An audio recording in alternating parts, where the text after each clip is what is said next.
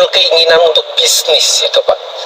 Iya, sebenarnya gara-gara nggak dapat uang jajan, gara-gara uang jajannya dulu ayah ibu saya boleh bilang pelit Pak, kita nggak dikasih uang jajan. Tapi kan artinya kalau pelit tidak hanya ke Pak Yusuf, pasti ke kakak adiknya juga dong. Betul. Tapi kenapa di Pak Yusuf itu jadi tergerak untuk bisnis mencari uang? Nah, saya waktu itu kebenaran komunitas teman-teman saya itu mamanya buat dagangan es mambu sama dagang asongan kacang-kacang garing gitu Pak. Nah, jadi kalau anak-anak pulang sekolah dia berdayakan kami-kami, ayo mau ambil nggak sekalian dagangin katanya. Jadi kan dia distributor lah katanya. Bawa kita, dan saya bawa, saya nangkringnya di Masjid Istiqlal situ. Dan pembeli-pembeli saya kebanyakan teman-teman Muslim yang sholat di sana. Jadi mungkin karena unik, yang Cina saya, ada satu teman saya lagi Sincing, cuman dia Hitachi, hitam tapi Cina, jadi nggak kelihatan Cina. Saya yang putih kelihatan Cina. Jadi setiap teman-teman Muslim yang belanja kepada saya dulu kan ada uang ringgitan. Jadi kalau 10 perak tuh 4 ringgit Pak. 1 ringgit tuh 2,5 perak. Jadi kalau mereka beli 7,5 perak, terus lebihnya pulangan seringgit gitu saya kembaliin. Dia bilang nggak usah ada buat kamu. Saya belajar, itu pola sedekah dari saudara-saudara Muslim kita. Sehingga saya hidup dari sedekah orang juga sebenarnya. Gitu. Jadi sehingga sekarang ya kita mulai belajar di situ dari kecil terima sedekah orang, ya sekarang kita harus bersedekah untuk orang banyak. Nah, apa sih Pak yang penting buat orang bisnis banyak Pak? Yang mencapai level seperti Bapak tidak banyak. Apa sih yang paling penting? Skill, akhlak, atau networking, atau apa Pak sebenarnya yang penting? Ya. Satu, kerja keras. Kedua, kerja cerdas.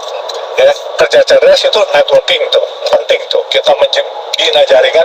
Ketiga, yang paling penting adalah kejujuran dan loyalitas. Itu paling penting. Paling kejujuran penting. dan loyalitas. Saya setuju sekali Pak. Ya, kalau nggak jujur terus tidak loyal, waduh cilaka Pak. Itu sekali nama busuk itu akan gampang kesebar. Nama baik Pak susah kesebar.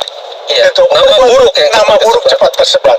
Makanya saya selalu Pak, tauke saya tuh banyak Pak, ya kan, dari Pak Antoni Salim, Pak TW, Pak RBT, ya kan, Pak Erlangga Hartarto sekarang. Jadi saya cuma bilang saya nggak punya kemampuan apa-apa, tapi mereka bilang kamu ikut saya. Saya bilang apa yang diharapkan dari saya? Kamu punya loyalitas dan kejujuran, itu yang mahal. That is my price Pak. Itu yang mereka bilang. Saya setuju Pak. Bapak, supaya Bapak ketahui, kemarin tanggal 28 atau 29 Juni saya taken kredit 1.950 miliar. 1,9 triliun. Iya. Jadi sebenarnya saya udah nggak mau kredit karena perusahaan sehat semua.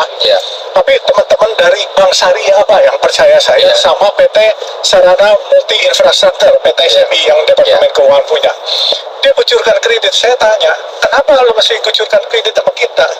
Saya sudah ngecek Pak, Bapak tidak pernah blacklist, dan Bapak waktu ribut-ribut dulu sama Bank Syariah bukan salahnya Bapak. Jadi kita convenient sekali kalau uang kita dipinjemin ke Bapak, karena Bapak selalu mau bayar utang.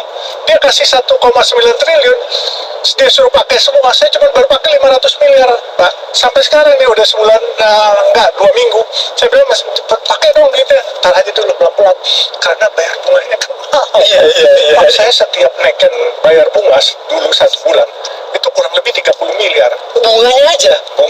Jadi kalau saya tekan cek itu, ini buat tol desa ya, saya suka berasa gini, berapa rumah LSS yang saya bisa bikin buat umat ya, buat warga gitu.